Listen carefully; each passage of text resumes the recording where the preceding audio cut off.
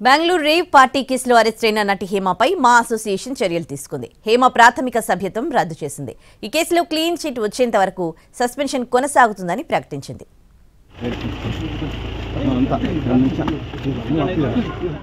నటి హేమ ప్రాథమిక సభ్యత్వాన్ని మా అసోసియేషన్ రద్దు చేసింది. ఎగ్జిక్యూటివ్ కమిటీ నుంచి తదుపరి నోటీసు వచ్చే వరకు హేమ ప్రాథమిక సభ్యత్వాన్ని రద్దు చేసినట్లు తెలిపింది.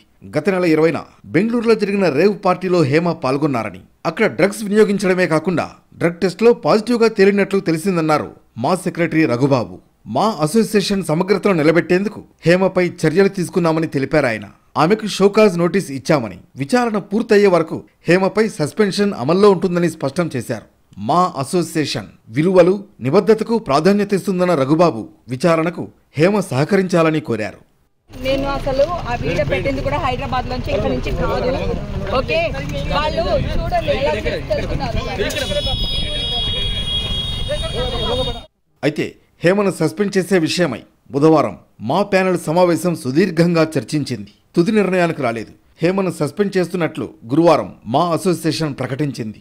డ్రగ్స్ కేసుపై వివరణ ఇవ్వాలని హేమకు నోటీసు ఇచ్చినా స్పందించకపోవడంతో ఈ నిర్ణయం తీసుకున్నారు. హేమకు క్లీన్ చిట్ వచ్చేంత వరకు సస్పెన్షన్ కొనసాగుతుందని తెలిపింది మా అసోసియేషన్.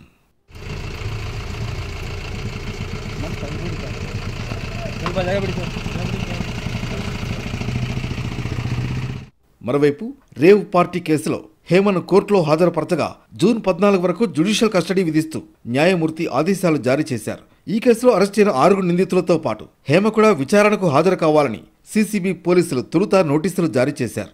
అయితే తనకు వైరల్ ఫీవర్ వచ్చిందని, విచారణకు హాజరు కాలేనని హేమ బెంగళూరు పోలీసులకు లేఖ రాశారు.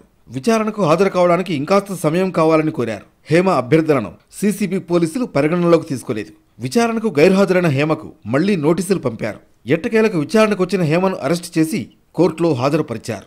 రేవ్ పార్టీ కేసు విచారణ పూర్తయ్యే వరకు హేమపై సస్పెన్షన్ అమల్లో ఉంటుందని మా అసోసియేషన్ ప్రకటించింది. నేను శనివారం వచ్చాను, ఆదివారం మిడ్నైట్ నేను వెళ్ళిపోయాను ఇక్కడి నుంచి. నేను లేను, వీళ్ళెవ్వరూ ఏం టెస్టులు తీసుకోలేదు.